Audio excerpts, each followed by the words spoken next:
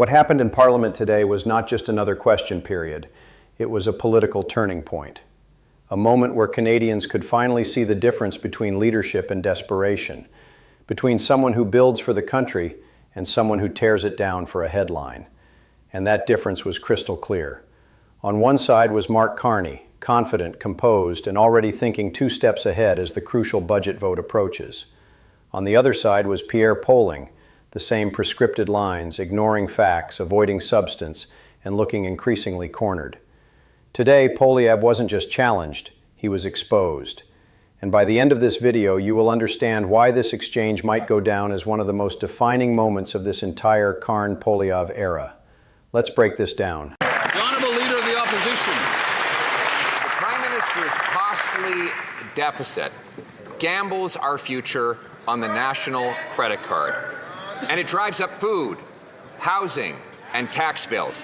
In fact, the Parliamentary Budget Officer has revealed in his recent report the Prime Minister has doubled Justin Trudeau's deficit. He's brought in the biggest deficit in Canadian history outside of the pandemic, $16 billion bigger than he promised only 7 months ago. Why isn't the Prime Minister breaking his word and forcing Canadians to pay higher inflation today and higher taxes tomorrow for his costly credit card budget? The Right Honourable Prime Minister. Mr. Speaker, today is a good day. Inflation is down 2.2%. It's for almost 2 years it's running within the Bank of Canada's target. Mr. Speaker, today this is a good month. Unemployment is down again. Jobs are up again. Mr. Speaker, today is a historic day. The Leader of the Opposition and his colleagues have an opportunity to vote for generational investment to build this economy. Poilievre began with his usual lines, the same routine we've heard for months. He talked about deficits. He talked about grocery bills. He talked about credit cards. Nothing new, nothing original, nothing connected to today's reality. But this time the context was different. This wasn't a random question period. This was the day of the historic budget vote, a vote that will decide the direction of the entire country. And Carney knew it. Carney didn't waste time. He opened with the truth. Inflation is at 2.2%. Jobs are up. Unemployment is down. And for 2 straight years, inflation has been within the Bank of Canada's target range. This is exactly what Paul wants Canadians to hear. Carney frames the moment clearly. Today isn't about slogans. Today is about deciding whether Parliament will vote for generational investments or fall into Poilievre's manufactured crisis narrative. And Poilievre had nothing to say. He simply returned to his script. The Honourable Leader of the Opposition. Maybe it's a good day for him and his Brookfield buddies who are dodging their tax bills, but it's a terrible day for the Canadian people stuck paying record-high grocery bills. In fact, the Prime Minister said he'd be judged by prices at the grocery store. Today, Statistics Canada revealed that grocery price inflation is almost double the Bank of Canada's target, rising 40% faster in Canada than in the United States of America. The direct result of the Liberal industrial carbon tax on farmers, the food packaging tax, the fuel standard tax. The Prime Minister puts his budget on the national credit card. Does he expect Canadians to pay their groceries the same way? The Right Honourable Prime Minister.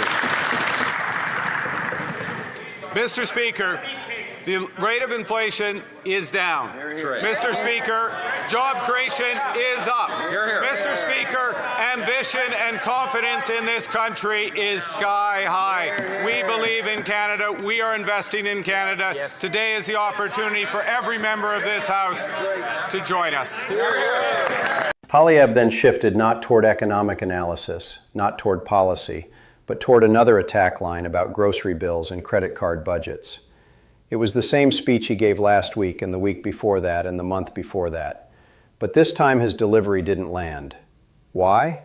Because Carney had already dismantled the premise by proving with data that wages have been rising faster than inflation every single month since he became Prime Minister. Poilievre was exposed as someone ignoring facts because facts undermine his entire political strategy. And then came the moment that changed the tone of the entire chamber.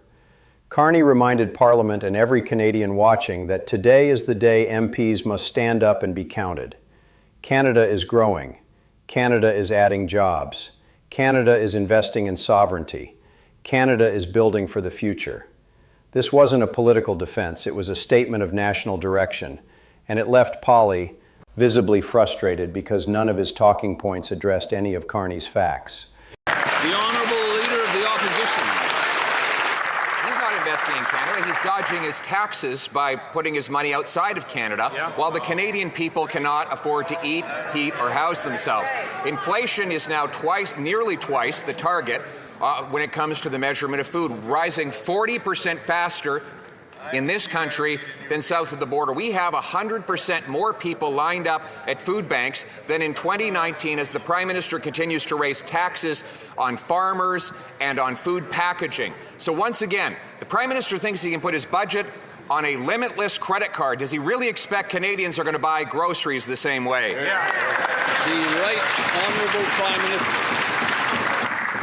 Mr. Speaker, again this month, just as it was last month, just as it has been every month when I've been Prime Minister, Canadian wages have grown faster than the rate of inflation. Canadians are getting ahead. We are creating jobs despite the attack on this economy by the Americans, despite by the obstruction of the opposition. This is an opportunity to build our country. The vote is today. Stand up and be counted.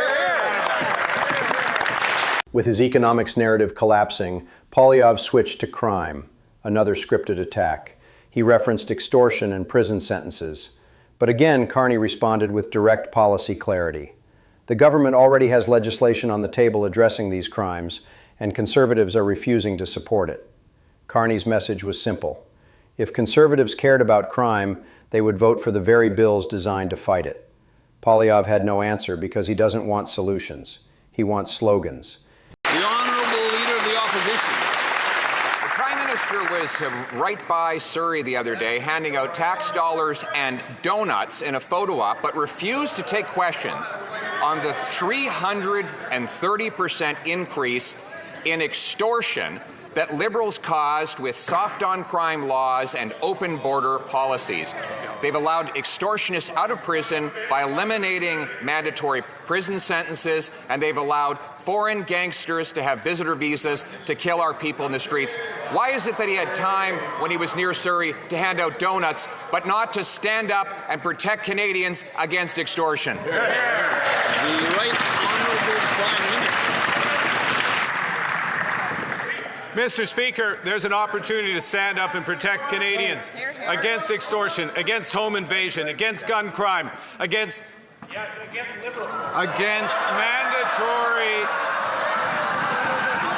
against online harm to children. We are putting these legislations in front of this House. The opposition has a chance to support it. We will protect Canadians.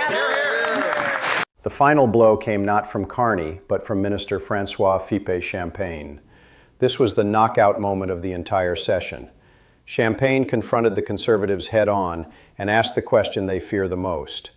Will they vote for Canadians tonight, or will they vote for their own bitterness, their own egos, and their own political survival? His message was unmistakable. Canada needs growth. Canada needs investment. Canada needs stability. And Conservatives are the only ones trying to block it. Champagne made it clear. Supporting the budget means supporting Canada. Opposing it means voting against the future of the country. This is the message that will determine tonight's vote. Mr. Speaker, it's only Monday and we already have good news, Mr. Speaker. Inflation is down. Employment is up, Mr. Speaker. And we presented to Canadians a generational investment budget, Mr. Speaker. We're going to invest to build this country. We're going to invest to protect our sovereignty. We're going to empower Canadians. Mr. Speaker, we're going to grow this economy the second fastest rate in the G7, Mr. Speaker, because we believe in Canada, and Canadians are going to see whether the Conservatives believe in Canada, because today we'll have a vote, and let's hope that we're going to walk together. Mr. Speaker, Canada needs to grow. Mr. Speaker, I know it's a big budget. I'm afraid they may have missed a chapter, Mr. Speaker. Let me help them. Someone called Kevin Page, Mr. Speaker, we serve our nation, and I quote, "We need to focus on economic growth. We need capital investment to boost innovation, improve our infrastructure, and diversify our trade. We live in dangerous times and we must meet our NATO spending target. I believe Parliament should approve the budget plan, Mr. Speaker. That's the word of a former parliamentary budget officer, Mr. Speaker. We believe in Canada, and let's hope and let's see if the Conservative will support Canadians. Today's session told the entire story. Carney walked into Parliament with confidence, facts, leadership, and momentum.